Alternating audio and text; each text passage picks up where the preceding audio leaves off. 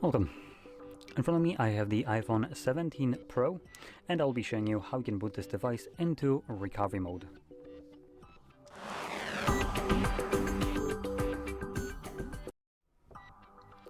So, to get started, you will need to grab a cable, plug it into your computer. Now I'll be using a Windows for this, which you can clearly see right here, and you can also use Mac. Now on the Mac you don't need to do anything extra, just honestly just open up your Finder so you can see your device.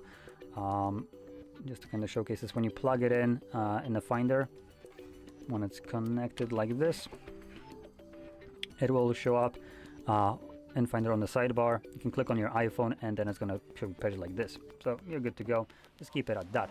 Now on Windows side, on the other hand side, you need to download this garbage program called Apple Devices, and you can find it in the Microsoft Store.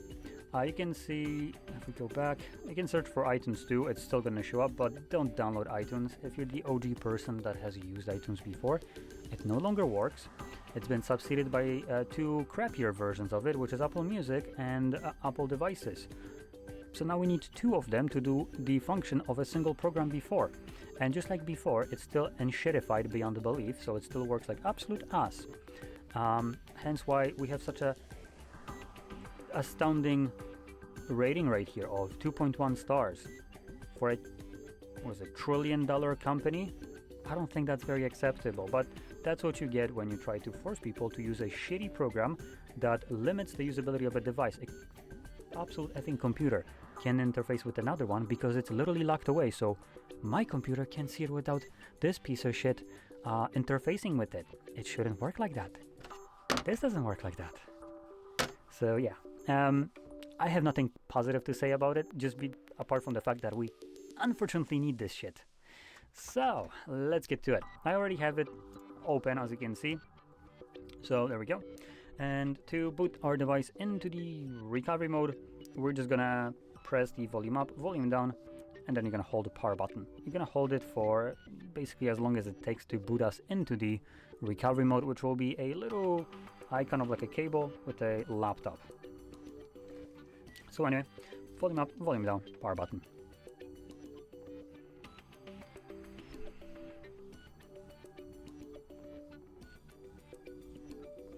You can see the phone turns off.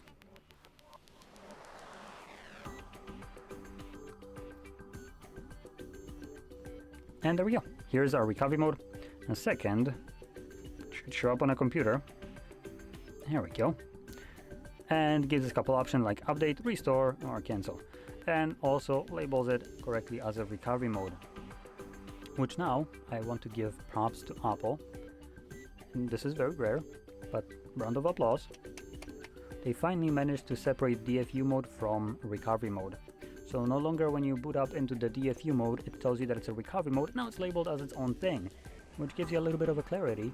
When you are in a recovery mode, you're not confused if you are actually in recovery mode in the software right here, or if the phone is an actual DFU mode.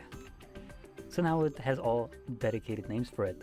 Thank you, Apple. It only took you 17 years. Anyway, so that's how you boot into this mode. And to leave it, we're just gonna hold, or we're just gonna press the same kind of button combination as before. So up, down, power. Now this time around, we're just gonna hold it till the screen turns off, which is right about now. And you can let go.